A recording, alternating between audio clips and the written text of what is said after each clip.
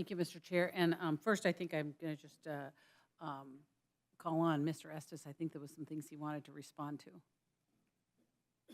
Thank you. Thank you. I appreciate that.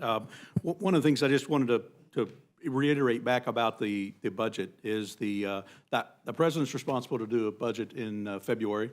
Didn't get that done until March.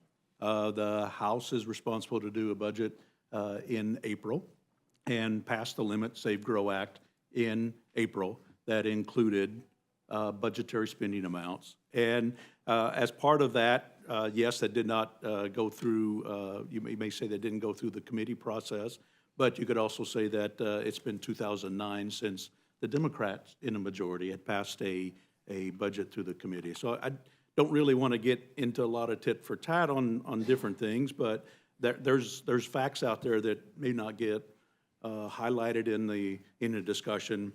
I know there's been some discussion around Republicans holding the country hostage with this. You could make the claim that President Biden held America hostage for 100 days while he didn't sit down to negotiate. So when we focus on, as was brought up earlier, that this bill has some good provisions in it. It's not perfect. I personally would want it to be better. It does put some limits on the spending, which is really where we need to go. Because going back to 2011, when Standard & Poor's did the rating downgrade for the United States government, one of the things, or the primary thing they said was the problem was they were concerned that there wasn't the political will to actually rein in spending and align that. It wasn't the amount of the debt, it was the spending and the controlling that process. So that's one of the things as we look at from a budget and spending side that we've got to get our arms wrapped around.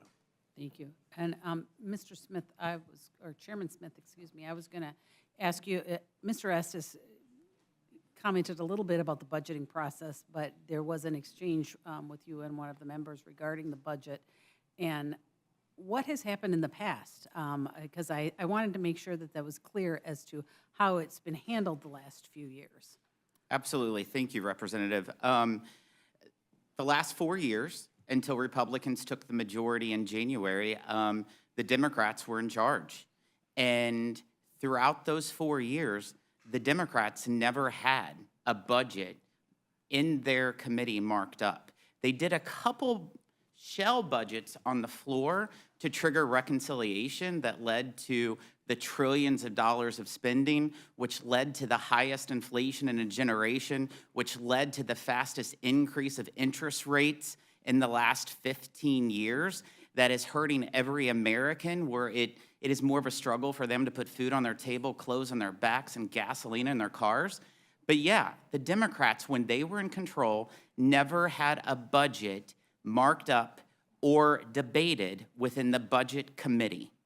And so my understanding, and I was here for a couple of that, it came right to Rules Committee, and that was the only place that anyone had any opportunity to see or hear of what was going on with that budget. That's exactly right. You know, I will just reiterate, the prior representative was trying to say that all four of us aren't on the same page. This bill, as I said in my opening statement, does not make everyone happy, but it does deliver some wins for Americans. And that's what a compromise and an agreement is. There's people that's gonna like some stuff, there's stuff you're gonna like and you're gonna dislike. There's a lot of stuff that I like. There's also stuff that I wish would have went farther. And there's some other stuff that I don't like, but it's clearly to mischaracterize that I have not said that this is not a perfect bill is not accurate.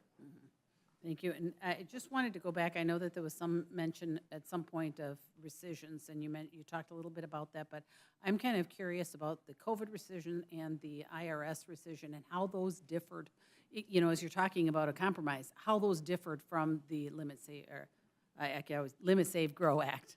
Under the Limit, Save, Grow Act, we felt like there was $50 to $60 billion in unobligated COVID dollars, but in this act, it's $29 billion is what they have in unobligated COVID dollars. They said that that's what it has spent down to in that aspect. In regards to the IRS funding, we directly take out $1.4 billion, which $1.4 billion is the exact number that the IRS's plan calls for hiring additional IRS agents. And the COVID, was the COVID rescissions, did that differ from the Limit, Save, Grow? Did you mention that? It did. The Limit, Save, Grow Act was somewhere between 50 and 60 billion, and this is 29 billion. But I in mean, there were different rescissions, because I understand the difference in the IRS, but the rescissions, but just wondering what the COVID, or was that just the same? It's just saying less money was available in those 5 weeks. Okay, all right. Thank You you. know, government likes to spend money. Yes. Thank you very much. With that, I yield back. Thank you. Gentlelady from New Mexico is recognized for any questions she cares to address to the panel. Thank you.